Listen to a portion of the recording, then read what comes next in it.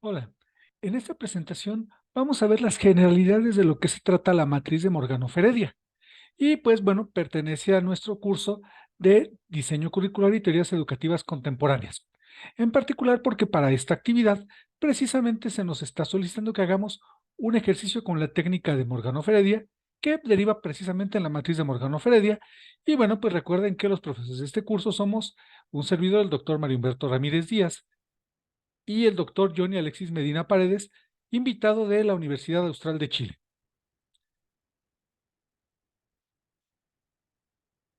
Bueno, para iniciar, ¿qué es la técnica de Morgano-Feredia? Eh, esta técnica es una técnica propuesta por Iván Morganov y Marta Heredia a principios de el año 2000. Ya es un poco anticuada, pero verán que sigue siendo de gran utilidad. De hecho, en la Secretaría de Educación Pública aquí en México la tomaba en esos años para la jerarquización y actualización de sus manuales metodológicos. Ya no lo hace así, pero es una técnica que ha servido incluso para otros niveles educativos, como podrán observar en los documentos que están para revisión en esta actividad. Ahora, ¿para qué nos sirve? Es una técnica que nos ayuda y permite determinar la estructuración de varios, de diferentes entidades o diferentes variables. Por ejemplo, las materias curriculares, los contenidos de estas materias, las competencias a desarrollar, entre otros. Es decir, nos va a permitir determinar cuál es el orden jerárquico en el cual podemos estructurar, ya sea, por ejemplo, las materias de un curso, los contenidos de este curso o las competencias a desarrollar en un curso.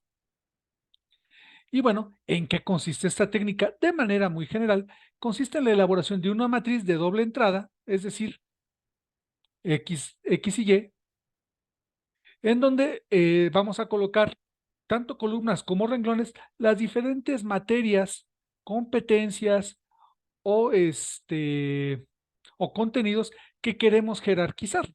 Va a ser una matriz cuadrada, de manera que si tenemos 7 competencias o 7 materias curriculares o 7 contenidos, tendremos los mismos en las columnas que en los renglones. ¿Qué podemos trabajar con esta técnica a pesar de que ya adelanté un poco? Bueno, podemos trabajar materias, módulos, temas, contenidos, objetivos incluso para jerarquizarlos o competencias. Es importante que, aunque suene un poco eh, básico, esto también se trata de no mezclar peras con manzanas, es decir, si queremos jerarquizar módulos o temas o contenidos u objetivos o competencias, únicamente trataremos con ese grupo de variables. Entonces, nada más podemos trabajar con una sola variable. Ahora, rápidamente, ¿cómo vamos a llevar a cabo esta técnica? Bueno, hay que cubrir una serie de pasos. Estos son los pasos en general que de nueva cuenta en los documentos que están en la actividad los podrán ver ya de paso a paso, tanto el documento que explica la técnica de Morgano-Fredia, como un par de artículos en los cuales se ejemplifica su uso. Pero bueno, repasemos rápidamente cuáles son los puntos que aborda la técnica de Morgano-Fredia. En el primer punto nos dice colocar las unidades determinadas a utilizar en la matriz de doble entrada. Las unidades se ponen en el mismo orden tanto en las columnas como en los renglones. Es decir, si tenemos la competencia, tema o contenido 1, 2, 3, 4, los colocaremos en el mismo orden en las columnas que en los renglones. No podemos estar mezclando. Ahora, de acuerdo a cada par de entradas de columna con renglón, haremos la siguiente pregunta. El elemento del renglón X es condición para que se dé el de la columna Y. Es decir, por ejemplo, si nuestra unidad de análisis fuera una competencia, como es lo que se pide en la actividad, preguntaremos, ¿es la competencia 2 necesaria para que se lleve a cabo la competencia 3? Y esto nos dará una entrada para la casilla 2,3.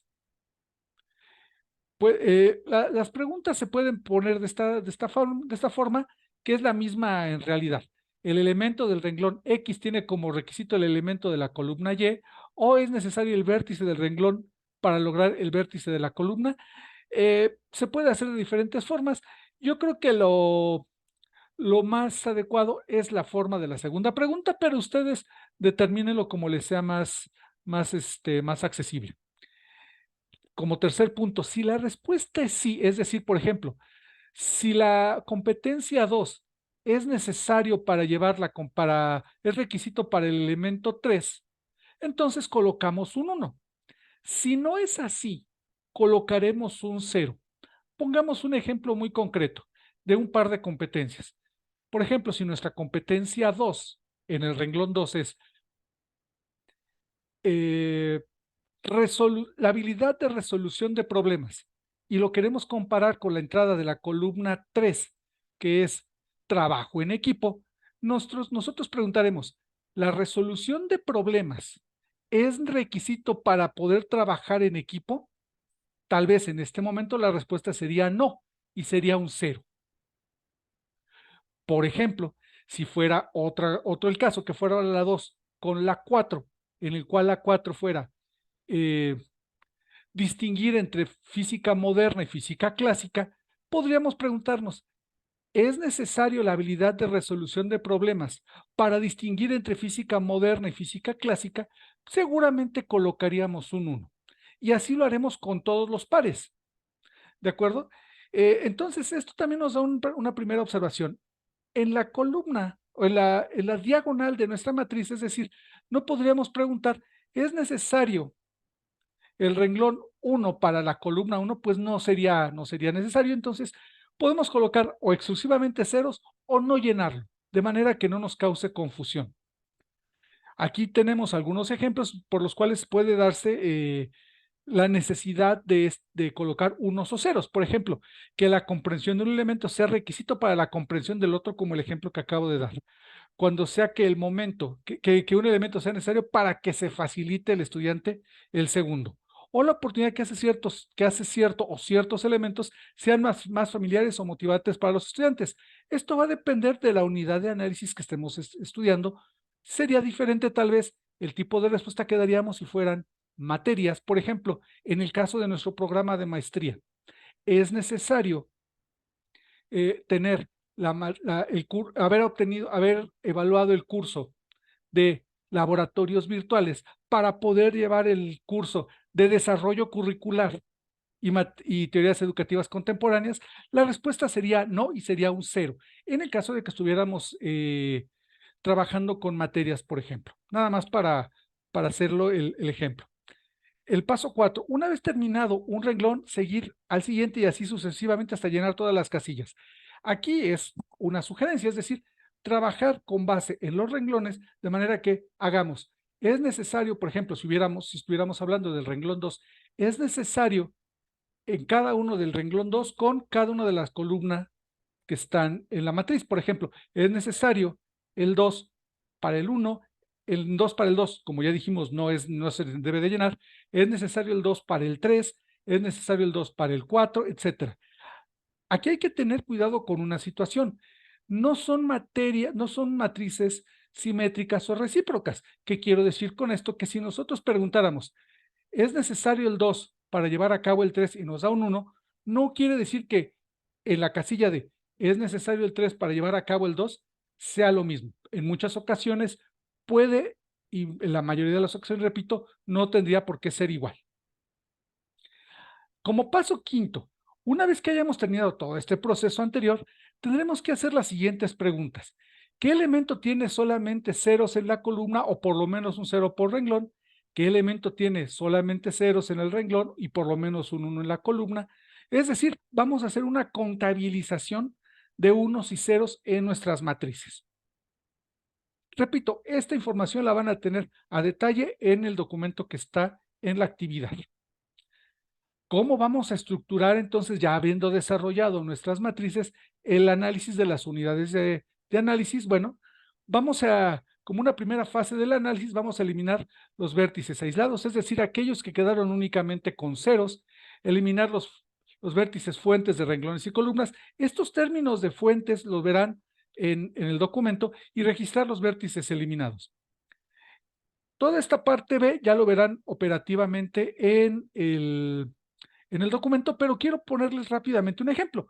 Una matriz nos va a quedar de este estilo. Aquí, por ejemplo, tanto del 1 al 9 pueden ser materias, la materia 1, 2, 3, 4, hasta la 9, pueden ser objetivos, el objetivo 1 al 9, o como en el caso que se está pidiendo en nuestra actividad, pueden ser competencias de la 1 a la 9. Y entonces, ¿cómo lo trabajaríamos? Por ejemplo, si pueden ver en la diagonal, pues tenemos únicamente ceros. En los ejemplos que vienen en los artículos verán que incluso ni siquiera está llenado y únicamente se pone un guión. Pero ¿cómo lo trabajaríamos? En este caso, como está llenada esta matriz, estaríamos preguntando, ¿es necesario la unidad de análisis? O, por ejemplo, como para la actividad que estamos solicitando, ¿es necesaria la competencia 1 para desarrollar la competencia 2? En este caso, resultó ser un 0. La competencia 1 es necesaria para desarrollar la competencia 3. Tampoco fue necesario, es un 0. Brinquémonos hasta la 5. Entonces, aquí estaríamos preguntando si la competencia 1 es necesaria para desarrollar la competencia 5, y aquí quedamos que es un 1. Veamos lo que yo hablaba de la reciprocidad. Veamos, por ejemplo, que en el caso recíproco, ¿es necesaria la competencia 5 para desarrollar la competencia 1? Resultó ser que no, para este ejemplo en particular. Repito, ya lo verán para los ejemplos que están en los artículos de la actividad. Veamos, este ejemplo que voy a retomar viene del artículo de jerarquización de competencias de la revista Formación Universitaria que está en la actividad. Veamos, por ejemplo, que aquí se hizo una selección de competencias del informe Tuning. Se seleccionaron las competencias 1, 2, 4, 6, 7, 15, 16 y 20. Son 22 competencias. En ese ejercicio en particular se hizo con estas competencias. Como podrán ver, en la diagonal no se llenó nada y únicamente se hicieron las preguntas. ¿Es necesaria la competencia 1 para desarrollar la competencia 2? En este caso fue un 1 y se fue llenando. ¿Qué es lo que hacemos? Pues de acuerdo a la competencia 1, ¿cuántos unos sumó? Sumó 4. La competencia 2, ¿cuántos unos sumó? Sumó 4. Y así lo vamos viendo. De manera que, ¿cuál es la competencia que tiene más unos? Es decir, que es necesaria para desarrollar las otras competencias, es la competencia 6. En función de estos resultados de unos, vamos a tener un árbol de decisiones, que es el siguiente. Si se fijan,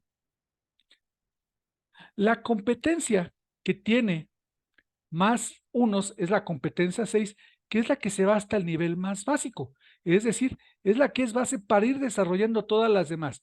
Vamos teniendo en los diferentes niveles aquellas que tienen el mismo número de unos sumados en los renglones. Podemos ver que la competencia 16 y la 20 tienen el mismo número de unos, que son 2. Es decir, la competencia 16 y la 20 son menos básicas para desarrollar que la competencia 6. ¿Qué interpretaríamos de esto? Que entonces necesitamos desarrollar la competencia 6 como base para ir desarrollando el resto de las competencias.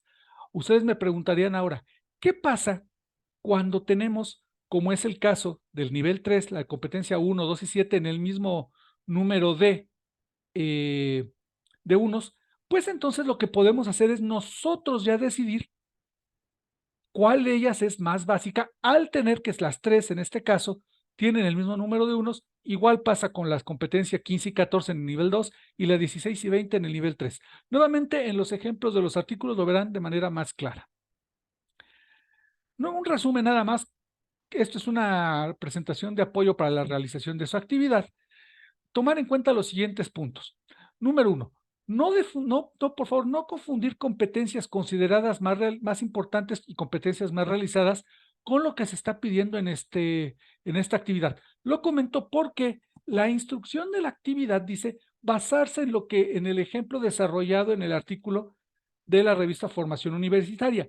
Y en una primera parte, lo que se hace es determinar cuáles fueron las competencias más importantes y las competencias que se declaran más desarrolladas en ese ejemplo en particular. En el ejercicio que ustedes harán, sería conveniente que también hicieran ese ejercicio, es decir, que del curso que ustedes están seleccionando, encuentren cuáles son las competencias más importantes y más desarrolladas y después hagan el ejercicio de tuning. Lo comento porque en cursos anteriores algunos de sus compañeros hicieron esto, tomaron